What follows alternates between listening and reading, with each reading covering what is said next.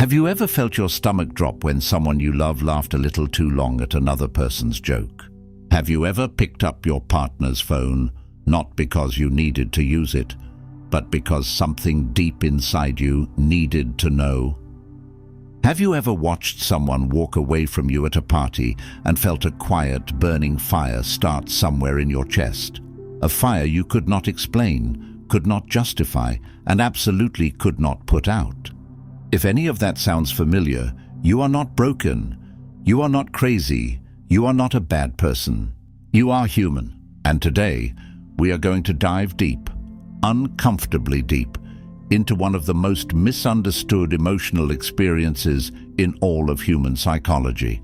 We are going to talk about jealousy and possessiveness, where they come from, why they feel so powerful, why some people experience them more intensely than others, and most importantly, what they are actually trying to tell you about yourself. Because here is the truth that most people never hear. Jealousy is not really about the other person. Possessiveness is not really about control.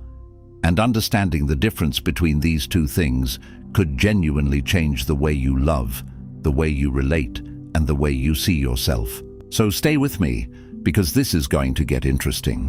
What jealousy actually is. Let us start with the most basic question. What is jealousy? Most people think jealousy is simply the fear of losing someone. And while that is part of it, psychologists have found that jealousy is actually far more complex than that single definition allows. Jealousy is what researchers call a secondary emotion. That means it is never the original feeling. Jealousy always sits on top of something else, something deeper, something more vulnerable, something you may not even be fully conscious of feeling. Underneath jealousy, you will almost always find one or more of the following: fear, insecurity, shame, grief, or a wound that has not fully healed from your past. Dr. Robert Leahy, one of the leading researchers in emotional psychology, describes jealousy as a cocktail of anxiety, anger, sadness, and self-doubt, all mixed together into one overwhelming experience. And when you think about it that way, when you realize that jealousy is actually 4 painful emotions compressed into one, it makes a lot more sense why it feels so impossible to manage. Jealousy also has a very specific psychological trigger. Researchers have found that jealousy is activated when we perceive a threat to something we value. And the key word there is perceive. The threat does not have to be real. It does not have to be rational. It only has to feel real to your nervous system. And your nervous system, shaped by years of experience and memory, can be triggered by the smallest and most unexpected things. A text message, a name that comes up too often in conversation, a moment of eye contact across a crowded room. Your nervous system registers the signal before your conscious mind even has time to process it. And suddenly, you are flooded.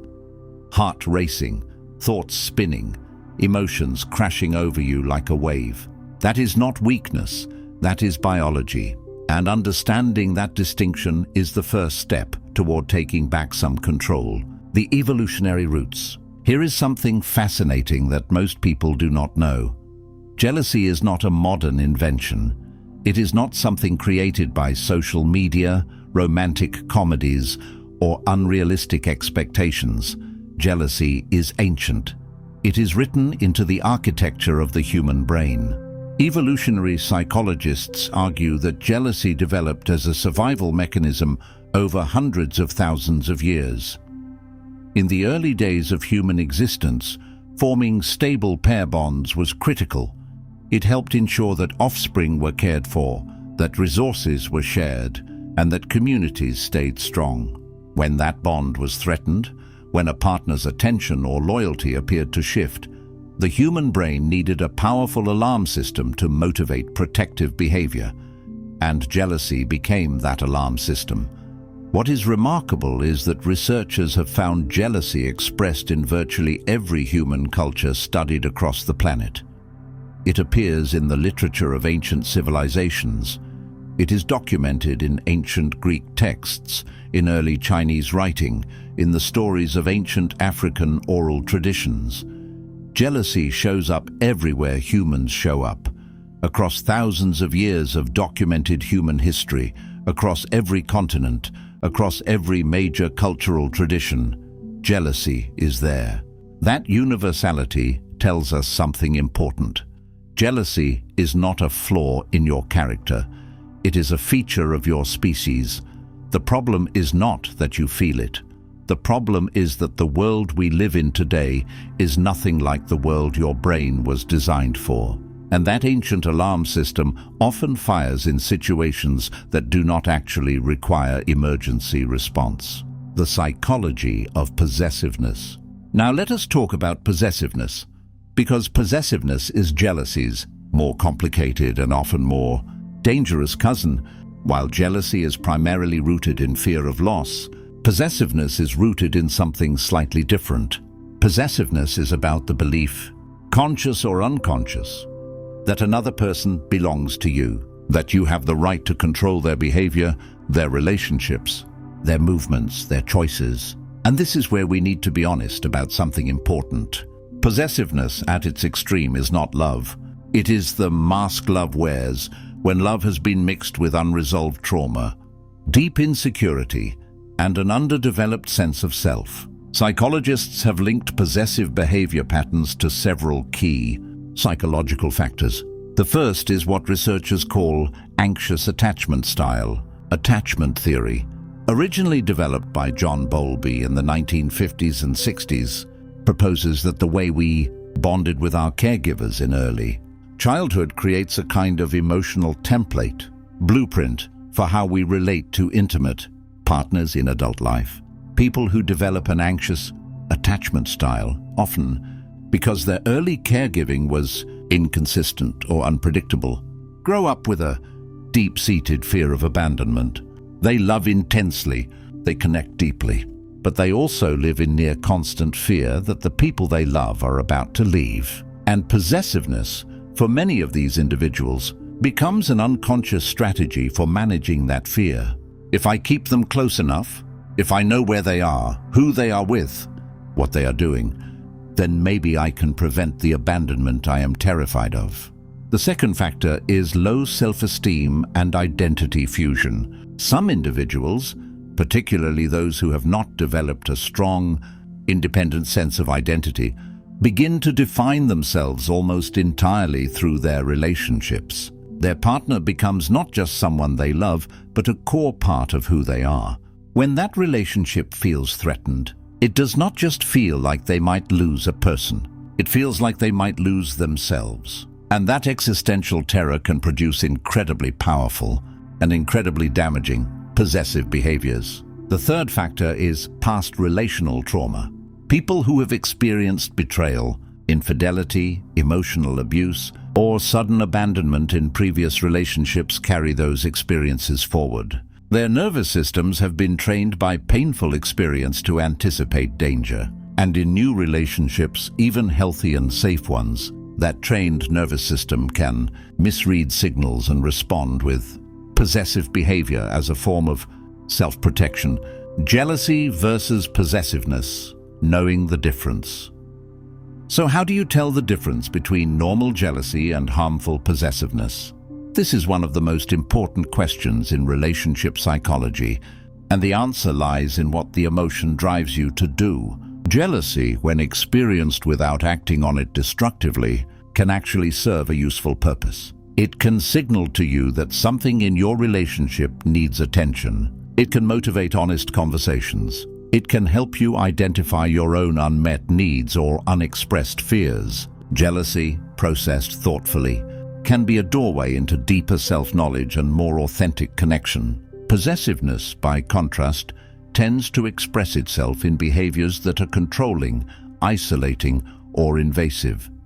Checking a partner's phone without permission, demanding constant updates on their location, becoming angry or punishing when they spend time with friends or family, making them feel guilty for having a life that exists independent of the relationship, needing to approve of who they talk to, where they go, what they wear. These behaviors may feel like love to the person doing them. They may genuinely believe they are protecting what matters to them.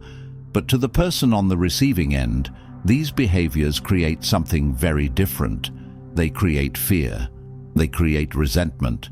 They create a slow, suffocating erosion of freedom and self. The cruelest irony of possessiveness is that it almost always produces the exact outcome it is trying to prevent.